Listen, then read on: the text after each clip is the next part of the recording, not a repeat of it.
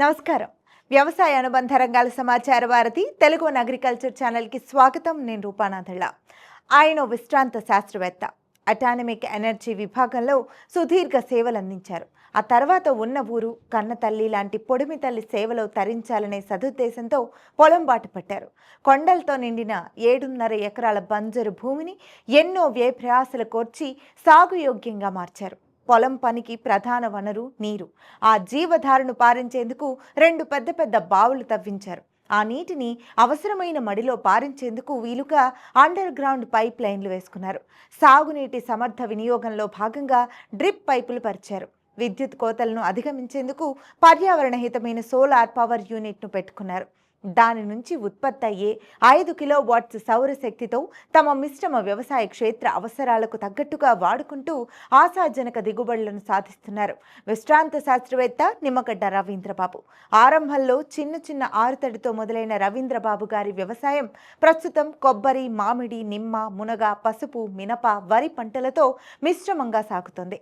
అదనపు ఆదాయం కోసం ముత్యాల సాగు, సోలార్ సాయంతో కుంకుమ పువ్వును ఉత్పత్తి చేస్తూ తోటి రైతులకు ఆదర్శంగా నిలుస్తున్నారు. నిమ్మగడ్డ రవీంద్రబాబు వారి సువిశాల క్షేత్రాన్ని చూడాలంటే ఎన్టీఆర్ జిల్లా జగ్గేపేట డివిజన్ బలుసుపాడు గ్రామానికి వెళ్లాల్సిందే.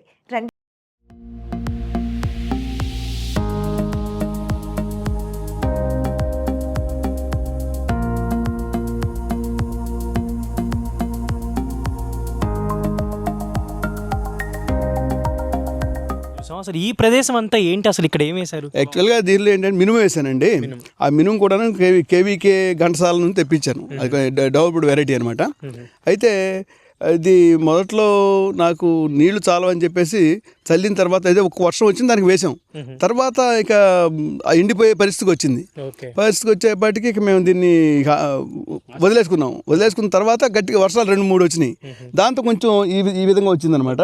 సో పర్లేదు అనుకున్నాం. ఇప్పుడు నెక్స్ట్ టైం బాగానే వస్తుందండి ఇది. ఇప్పుడు దీనికి మధ్యలో కూడా ఇప్పుడు నాకు అదంతా గడ్డి ఉంది. యాక్చువల్గా దీంట్లో ఏంటంటే నేను కలుపు మందులు ఏం వాడలేదు.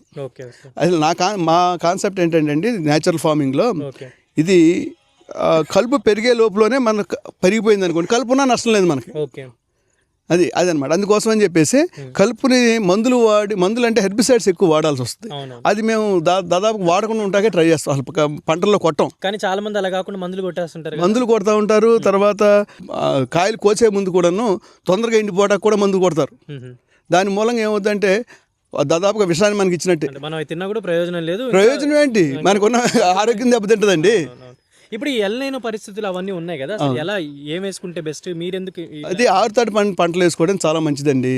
ఎందుకోసం అంటే ఎక్కడైతే నీళ్లు తక్కువ మనం వినియోగం ఉంటుందో ఇప్పుడు అలాంటి పంటలు వేసుకోవడం మంచిది. పెసర కానీ, మినుము కానీ, ఉలవలు కానీ అలాంటివి వేసుకున్నాం అనుకోండి, అదేదో 1-2 తళ్ళతో సరిపోతుంది.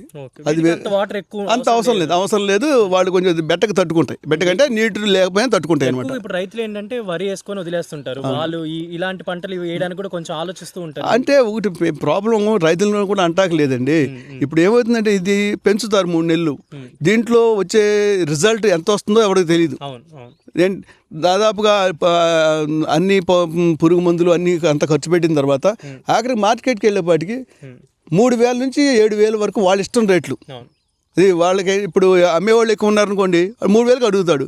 వీడి 1 ఎకరం 2 ఎకరాలు ఉన్నవాడు ఈ తీసుకెళ్ళి ఎక్కడో పెద్ద మార్కెట్ సూర్యాపేట అని లేకపోతే అక్కడ వెళ్ళి అమ్ముకోలేడు కదా, అక్కడ తెగ నమ్ముకుంటాడు. అదే జరుగుతుంది ప్రాబ్లం. అంటే ఇప్పుడు మీరు ఇన్ని సంవత్సరాల వ్యవసాయం అంటే ఈ పంటలు ఇదంతా దీంట్లో ఉన్నారు, సైంటిస్ట్గా కూడా ఉన్నారు. యువత అంటే వ్యవసాయం వైపు రావడానికి ఏమైనా మార్గాలు ఉన్నాయంటారా వాళ్ళకి? ఎందుకంటే ఇప్పుడు ఏ ఊర్లోకి వెళ్ళి ఒక 15,000 20,000 అలా జాబులు చేసుకుంటున్నారు, కానీ వ్యవసాయం చేసే పరిస్థితులు ఇప్పుడు లేవు కదా. ఒక విషయం సార్, వ్యవసాయం అనేది ఒక మక్కువతో చేయాల్సిందే తప్ప మన ఇంట్రెస్ట్తో చేయాల్సిందే తప్పండి. ఎవరిని బలవంతంగా చేసుకోలేము. ఇప్పుడు ప్రకృతి అంటే ఇప్పుడు నాకు ఉద్దేశం ఏంటంటే నా పిల్లలకి మామూలుగా ఏమంటారు, అది వడ్లు వచ్చే చెట్లు ఎక్కడ ఉన్నాయి అడిగే పరిస్థితికి వచ్చారు. అలా వడ్లు వచ్చే చెట్లు ఎక్కడ ఉన్నాయి, బియ్యం వచ్చే చెట్లు, వడ్లు అంటే ఇంకా బెటరే, బియ్యం వచ్చే చెట్లు ఎక్కడ ఉన్నాయని నా అబ్బాయి అడిగాడు నన్ను. మా వాడు 6th ఉన్నప్పుడు ఇప్పుడు అడిగాడు. అడిగితే నేను వెంటనే అక్కడ నేను ఉండే దగ్గర 1 ఎకరం లీజుకు తీసుకుని పంట వేసి రోజు తీసుకెళ్ళేవాడిని. ఎందుకోసం అంటే వాళ్ళకి ప్రకృతి ఎలా ఉంది ఏమిటి, ఇప్పుడు వ్యవసాయదారులు పిల్లలు వాళ్ళంతా కష్టపడితే మనకు వస్తుందని వాళ్ళు తెలియాలనే ఉద్దేశంతో. సో అట్లా వ్యవసాయంకి దూరంగా వెళ్ళిపోయి పిల్లలు ఒకటి కలర్ టీవీలు ఫ్రిడ్జ్లు మాత్రమే వాళ్ళకి తెలుస్తుంది తప్ప నేచర్ తెలియట్లేదు. నేచర్ తెలియడానికి నా పిల్లలు ఆ పిల్లలు కూడా వచ్చినా కానీ ఇది చూసి ప్రకృతి అంటే ఇలా ఉండాలి అని తెలియటే నా ఉద్దేశం. ఇంకొకటి ఇప్పుడు నాకు ఇంకో చిన్న డౌట్ సార్. జనరల్గా నేను ఇది విన్నది అంటే నేను చిన్నప్పుడు ఉన్నప్పుడు ఊర్లలో ఉన్న వాళ్ళు కొంచెం ఈ పాములతోటి జంతువులతోటి మాట్లాడుతూ ఉంటారంటారు. మొక్కలతో మాట్లాడతారు ఎప్పుడైనా? మీకేమైనా అనుభవం? ఎస్, ఖచ్చితంగా సార్. మన యొక్క ప్రజెన్స్ అది గుర్తిస్తాయి. అవునా? నాకు అనుభవం. ఓకే, నాకు అనుభవం. నేను ప్రతి చెట్టు దగ్గరికి వెళ్తాను. వెళ్తే వాటి ప్రాబ్లం ఉందో వెంటనే తెలిసిపోతుంది నాకు. ఎందుకోసం ఆ మొక్క వాడిపోయిన విధానం కానీ కలర్ కానీ 2 రోజులు దానికి 4 రోజులు నీళ్ళు లేకపోతేనే వెంటనే గుర్తించగలను నేను. అంటే నేనంటే ఎవరైనా చేయొచ్చు అనుభవం మీద. ఖచ్చితంగానండి. అవి కూడా ప్రాణులే, అది మాత్రం గ్యారంటీ.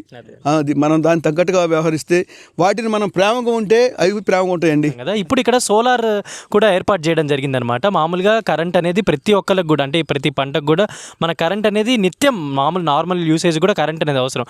అసలు సోలార్ గురించి చాలామంది అసలు పెట్టుకుంటే ఎలా ఏంటి అనేది చాలా డౌట్స్ ఉంటాయి.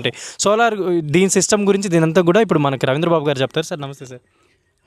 సార్ అది 5 కిలోవాట్ అండి. ఇది అంటే మొత్తం 20 ప్యానల్స్ అండి. 20 ప్యానల్స్ ఇవి మొత్తం కూడా ఆల్ టుగెదర్ 5 కిలోవాట్. సెట్లో ఇప్పుడు 10 దీంట్లో 10 లేదు 2.5 మొత్తం టోటల్గా 5 కిలోవాట్ ప్రొడ్యూస్ అవుతుంది. ఈ ప్రొడ్యూస్ అయిన పవర్ని మేము అక్కడ సెంట్రల్ కంట్రోల్ రూమ్ ఉంది, అందులోకి నేను బ్యాటరీస్ పెట్టాను. బ్యాటరీస్ ఏమో డే టైం అంతా అవి ఛార్జ్ అవుతూ ఉంటాయి. ఛార్జ్ అయిపోయిన తర్వాత డే టైం ఏం చేస్తామంటే అది ఛార్జ్ అట్ ది సేమ్ అది ఛార్జ్ అవడంతో పాటు మేము ప్యారలల్గా మేము యూజ్ చేసుకుంటూ ఉంటాం. అక్కడ నైట్ ఎప్పుడైతే లైటింగ్ పోయిందో ముందు దాన్ని కట్ చేసి ఓన్లీ బ్యాటరీ ఆన్ చేసుకుంటాం. నైట్ అంతా బ్యాటరీ వస్తుంది. ఎలా దీని మెయింటెనెన్స్ ఎలా ఉంటుంది? ఇప్పుడు ఈ ప్లేట్స్ ఇవన్నీ కూడా మెయింటెనెన్స్ ఎలా ఉంటుంది? దీనికి మెయింటెనెన్స్ దాదాపుగా ఏమి ఉండదండి. ఓన్లీ సర్ఫేస్ క్లీనింగ్ చేసుకోవాలా. ఎందుకోసం అంటే మనకి దుమ్ము ధూళి ఉంటే కనుక దాని ఎఫిషియన్సీ తగ్గుతుంది అంతే. అంటే మనకు కావాల్సినంత పవర్ రాదు అంతే. ఇప్పుడు ఏర్పాటు చేసుకునే వాళ్ళకి మీరు ఏమైనా సజెషన్స్ కావచ్చు? మీరు దీన్ని ఎప్పటి నుంచి సోలార్ అనేది చాలా చక్కగా వాడుకోవచ్చు అండి మనం. ఓన్లీ దీని ప్రాబ్లం ఏంటంటే ఇది 12 అవర్స్ డే 10 అవర్స్ కానీ ఇంకా అంతకంటే తక్కువే వస్తుంది రోజుకి. వెలుతురుని బట్టి కదండి, అందుకోసం దానికి వెలుతురు సరిపోతుందండి. అసలు ఇది అదే సూర్యుడు ఉండాలి వెలుగుతో. ఇది లైట్ ఇమిటింగ్ లైట్ని ఒక ఏంటి సోర్స్గా చేసుకుని పనిచేస్తాయన్నమాట. లైట్ ఎంత లైటింగ్ ఎక్కువగా ఉంటే అంత పవర్ తయారవుతుంది. ఇప్పుడు మీరు ఇక్కడ రేటెడ్ పవర్ దానికి కావాల్సిన పవర్ని మీరు అంటే ఎలా వాడుతున్నారు ఏంటి? జనరేట్ అయిన పవర్ నేనైతే డే టైం మొత్తం డైరెక్ట్గా ప్యానల్ని డీసీ ప్రొడ్యూస్ అవుతుంది, దాన్ని ఏసీ ఇన్వర్టర్ ఉంది నాకు. ఇన్వర్టర్ ద్వారా తీసుకుని నేను వాడుకుంటూ ఉంటాను. నైట్ వచ్చేపటికి బ్యాటరీ బ్యాకప్ ఉంది, దాన్ని వాడుకుంటాను. ఇప్పుడు యాక్చువల్గా ఇదేంటంటే అండి నాకు సోలార్ సిస్టమ్ అనేది అగ్రికల్చర్గా నాకు శాంక్షన్ అయింది. నాకు పెద్ద ఖర్చు కాలేదు. అప్పుడు ఎంత 60-70 వేలు ఖర్చు పెట్టాను, ఎంత 6-7 ఇయర్స్ బ్యాక్. ఆ తర్వాత వచ్చేసేసి నాకు ఇన్వర్టరు ప్లస్ బ్యాటరీ కలిపి 1.5 lakh వరకు అయిందండి. సో పెట్టుకోవడం వల్ల మీకు చాలా అడ్వాంటేజ్. అంటే ఒకటి ఏంటంటే ఏమైందంటే నేను నార్మల్ పవర్ తీసుకోవడానికి కూడా ట్రై చేశాను. ఇక్కడ ఏంటంటే రెసిడెన్షియల్ లేదు. ఇక్కడ రెసిడెన్షియల్ లేకపోతే నేను సపరేట్గా ఒక ట్రాన్స్ఫార్మర్ పెట్టుకోవాలా నా కోసమే. దానికి దాదాపుగా 2 lakhsతో అబోవ్ అయ్యేటట్టుగా నాకు అనిపించింది. దాని బదులు 1.5 lakh పెట్టుకుంటే అసలు పవర్తో సంబంధం వాళ్ళ బిల్లులతో నాకేం సంబంధం ఉండదు. కానీ ఇట్లా నేను వాటర్ రాకీ ఏరియా ఇది. ఇదంతా కొండ ప్రాంతం సార్ ఇది.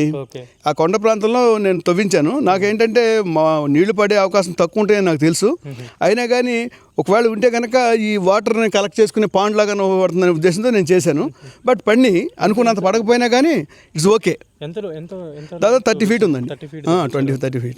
ఇప్పుడు అది రాయి ఏంటంటే అంతా రాయేనండి. అదంతా అంటే మామూలు మార్బుల్ రాయా లేకపోతే మామూలు రాయి, టైల్స్ వేసిన రాయి కాదు. ఏమంటారంటే చక్కెర అంటారు కదా, ఆ టైప్ ఓకే. ఇప్పుడు దీంట్లో వాటర్ కలెక్ట్ అవుతున్నాయండి. అది అంటే అనుకున్నంత లేవు. ఇప్పుడు ఎల్లీలో కదా ఎక్కడ అసలు నీళ్ళు అది చూడండి ఎంత లోతుకి వెళ్ళిపోయినాయి. నాకు ఇంకో 2 బావులు ఉన్నాయి, వాటిలో బాగుంది. రోజుకు ఒక 5-6 గంటలు వస్తాయి అవి. ఇవి కూడా ఏంటి ఏమైనా పూల చెట్లు ఏం కాదండి. అది ఆ గూళ్ళు ఉన్నాయని నేను వాటిని డిస్టర్బ్ చేయడం ఇష్టంలాగా వదిలేసా. పిచ్చుకులండి. ఆ పిచ్చుకలు ఉండటం మూలంగా ఏమవుతుందంటే ఇందులో మనకి పురుగు అయినా పట్టింది అనుకోండి అవి తింటూ ఉంటాయి. అది నేచురల్ రెమెడీ అనమాట. అది మేము వాటికి కావాలని అక్కడక్కడ కర్రలు కడతాం, ఏది వాటి నిలబడి అది చూసి తింటాయని. అది ఒక నేచురల్ రెమెడీ అనమాట. సో ఇప్పుడు మామూలుగా పసుపు గురించి కూడా మీ దగ్గర ఉన్నాయి, పసుపు మొక్కలు కూడా మీరు వేసారని చెప్పారు కదా, ఇవేనా? ఇవే వేసానండి. ఇది నిజామాబాద్ నుంచి తీసుకొచ్చానండి. 6 నెలల వెరైటీ ఇది. యాక్చువల్ 2 రకాల వెరైటీస్ ఉంటాయి. 9 months ఒకటి ఉంటుంది క్రాప్, 6 months కూడా ఉంటుంది. ఇదే 6 monthsది. 6 months జూలైలో వేసాను, డిసెంబర్లో వచ్చేస్తుంది. ఇప్పుడు ఇదంతా ఇదంతానండి. ఒక 3 సెంట్లు వేసానండి ఇక్కడ. యాక్చువల్గా నేను ఏంటంటే అక్కడ నుంచి ఒక 2 కేజీలు తీసుకొచ్చి ఇది వాళ్ళు ఏంటంటే అమ్మనన్నారు, 2 కేజీలు ఫ్రీగా ఇచ్చారు నాకు. ఇస్తే అది తీసుకొచ్చి ఇక్కడ నేను డెవలప్ చేసి లాస్ట్ ఇయర్ నేను 35 kgs అయినాయి. అది వేసాను. వేస్తే అది వచ్చేసి దాదాపు 3 క్వింటా అయింది. 3 క్వింటా. క్వాలిటీ అదంతా చాలా బాగుందండి ఇది. ఎందుకోసం అంటే నేను పట్టించలేదు, నేను ఇక్కడే చేలోనే వండించి పసుపు చేసి జనాలకి ఇచ్చారు. వాళ్ళు అంటే ఫ్రెష్ ఒరిజినల్ పసుపు, ఆర్గానిక్ పసుపు. ఇప్పుడు దీనికి అంటే మెయింటెనెన్స్ కావచ్చు. ఇప్పుడు ఇది అడుగు దూరం ఏదో వేసినట్టున్నారు. అదే మెయిన్ ఏంటంటే రేజ్డ్ బెడ్ సిస్టమ్ మెథడ్ అంటారు. ఇది రేజ్డ్ బెడ్ మెథడ్ సిస్టమ్ అంటే ఏంటంటే దీంట్లో మెయిన్ ప్రాబ్లం ఏంటంటే పసుపులో వేరు కుళ్ళు వస్తుంది, దుంప కుళ్ళు వస్తుంది అనమాట. ఇవి రేజ్డ్ బెడ్ పెట్టడం మూలంగా వాటర్ స్టాగ్నేషన్ అనేది ఉండదు. ఇప్పుడు ఇక్కడ పెట్టలేదు మనం, రేజ్డ్ బెడ్ ఇక్కడ పెట్టాం. సో ఏదైనా ఎక్కువ వాటర్ ఉంటే కింద దిగిపోతుంది. అందుకోసం దీంట్లో ఆ వేరు కుళ్ళు అనేది రాదు. అది రాకపోతే 90% ప్రాబ్లమ్స్ పోయినట్టే. అది వస్తూ ఉంటాయి, అది పెద్ద ప్రాబ్లం లేదు, ఏం ప్రాబ్లం ఉండదు. దీనికి ఫెస్ట్ కొట్టాల్సిన అవసరమే రాదండి. నేను ఇప్పుడు దాదాపుగా 2 years 3 years నుంచి చేస్తున్నాను తక్కువ ఏరియాలో. నేను ఇంతవరకు అసలు ఒక్కసారి కూడా దీనికి ఫెస్ట్ కొట్టలా.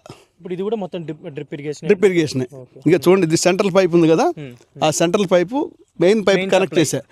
ఇది ప్రతి లైన్కి కూడాను ప్రతి మొక్కకి ఒక ఇది ఇచ్చానమాట, కనెక్షన్ ఇచ్చేసి అది దాని డైరెక్ట్ వాటర్ వచ్చేస్తుంది అంతే.